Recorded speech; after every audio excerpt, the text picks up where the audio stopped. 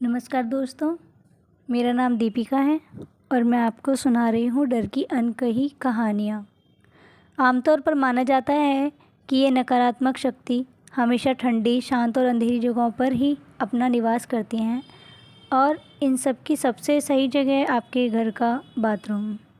खैर छोड़िए, मैं नया नया एक सोसाइटी में नाइट गार्ड लगा था और बहुत ही खुश होकर मैं अपने काम पर गया।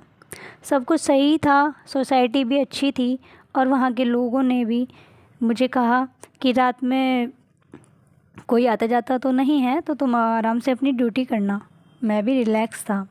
तकरीबन रात के लगभग 12 बजे थे कि मैंने देखा 13th फ्लोर पर लाइट जली हुई है और दो लोग आपस में खड़े हुए बहस कर रहे हैं। मैंने सोचा कि फैमिली का अपना मैटर होता है तो काहे इन सब में पड़ें, और अपने गेट पर आकर बैठ गया।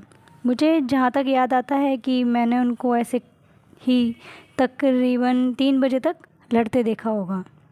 उसके बाद मैंने भी ध्यान नहीं दिया और अगले दिन मैं सुबह अपने घर जाकर अपनी पत्नी को बताया कि ऐसे ऐसे देखा है मैंने। उसने भी कहा, बड़े लोगों का कोई पता रहता है क्या, कब लड़ाई कब प्यार, तू छोड़ इन बातों को, इनका ऐसा ही चलता है। अपना खाना खा और आराम कर, फिर रात को ड्यूटी जाना है। अपनी पत्नी की बातों को हामी भरते हुए मैं सोने चला गया, लेकिन मुझे सपने में भी वही सब दिखा जो कल रात देखकर आया था और मैं अचानक चौंक कर उठ गया।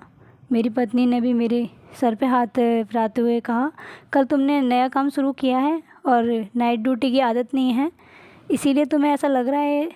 अब सोचना बंद करो और चुपचाप आंखें बंद करके सो जाओ। मैं फिर से सो जाता हूँ, लेकिन फिर से रह रहकर मुझे बार बार वही दिखा, मानो जैसे मुझे कोई कुछ कहना चाह रहा हो। खैर शाम हो जाती है और मैं अपना खाना पानी लेकर घर से निकल जाता हूँ और फिर वही 4-5 लोग रोज़ की तरह आते हैं और कहते हैं कि कोई आएगा जाएगा नहीं रात को, बस तुम आराम से रहना। रात के 12 बजे और फिर उसी फ्लोर पर फिर से एक कपल लड़ते हुए दिखाई दिया और टाइम भी लगभग वही था, 3 बजे का। अब मैं ये बात किससे पूछूं, क्योंकि मेरे अलावा तो वहाँ कोई और था नहीं। मैंने भी इग्नोर करके अपने काम में लग गया और अगले दिन सुबह जब शिफ्ट चेंज हो रही थी तो मैंने मॉर्निंग वाले गार्ड से पूछा कि ये क्या मंज रहा है, तो उसने जो मुझे बताया उसे सुनकर तो मैं सुन रह गया। उससे बात करके वहाँ से घर की तरफ चला गया। घर जाकर मैंने अपनी पत्नी को कहा कि मुझे लगता है मैंने कहीं गलत जगह जॉब कर ली। मेरी पत्नी भी मुझ पर चिल्लाते हुए बोली, एक तो बड़ी मुश्किल से जॉब मिली है, उसमें भी तुम्हें कमी लग रही है, कुछ करना वरना है नहीं, ऐसे बैठ कर खाने का इरादा है क्या? और तुम्हारे बाप दादा कोई खजाना तो यहाँ छोड़ के गए नहीं, हम बैठ कर खाएँ? मजदूरी तुमसे होती नहीं और पढ़े लिखे तो तुम हो ही नहीं, क्या करोगे? मैंने भी उसकी बात का जवाब देते हुए कहा, देखो मुझे वहाँ के मॉर्निंग गार्ड ने बताया कि उस सोसाइटी में कुछ गड़बड़ है, क्योंकि वहाँ कोई भी गार्ड 1 महीने से ज़्यादा काम नहीं करता, ना कोई ज़्यादा इधर उधर दिखाई देता है। अब तुम बताओ मैं कैसे अपनी जान खतरे में डाल सकता हूँ? कुछ भी कहो, लेकिन कल मैं आखिरी बार जाऊँगा, उसके बाद कोई नया काम ढूँढूँगा।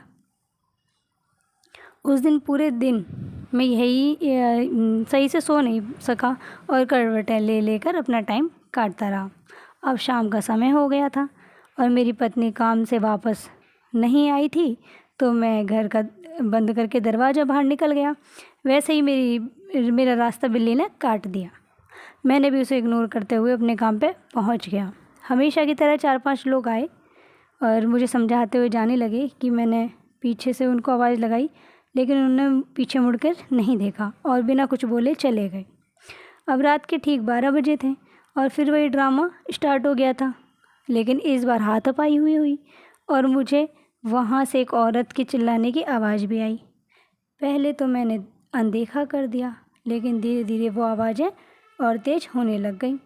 अब मुझे लगा कि कहीं बाकी के लोग ना उठ जाएं, तो मैं उस फ्लैट में देखने के लिए गया कि शायद मुझे देखकर कुछ मामला ठंडा पड़ जाए। अब 13th फ्लोर पर पहुंचकर मैंने डोर बेल बजानी शुरू की, लेकिन कोई जवाब नहीं आया। मैंने कई बार बेल बजाई, लेकिन फिर भी कोई जवाब नहीं आया। मैंने मजबूरन उस दरवाज़ा पीटना शुरू कर दिया। लेकिन फिर भी कोई जवाब नहीं आया। लेकिन थोड़ी देर में मेरा सुपरवाइज़र ये सब देखकर ऊपर आ गया और मुझे खींच कर ले जाने लगा। मैंने उसको समझाया, लेकिन उसने मेरी एक ना सुनी और मुझे घसीटते हुए नीचे ले गया। मैंने उसको बोला कि आपने ये सही नहीं किया कि उस फ्लोर पर जो लेडी है वो मर जाएगी, वो आदमी उसको मार डालेगा। वो चिल्ला रही थी और आप वजह उसकी मदद करने के मुझे खींच लाए। मेरे सुपरवाइज़र ने मेरे मुंह पर उंगली रखी और बोला, श्श, जिस फ्लैट की तुम बात कर रहे हो उसमें पिछले 2 साल से कोई नहीं रहता है। जब से उस औरत का मर्डर हुआ है तब से वो फ्लैट वैसे ही बंद पड़ा है। इतना सुनते ही मेरी बॉडी ठंडी पड़ने लग गई और जैसे ही मैंने वापस उस फ्लैट की तरफ देखा तो मुझे एक खून से सना हाथ अपनी ओर आने का इशारा करते हुए दिखाई पड़ा, जिसे देखने के बाद मैं आज भी रात को बाहर निकलने से डरता हूँ। ऐसी और कहानियाँ सुनने के लिए मेरे चैनल को सब्सक्राइब करें, शेयर करें और लाइक करें। धन्यवाद।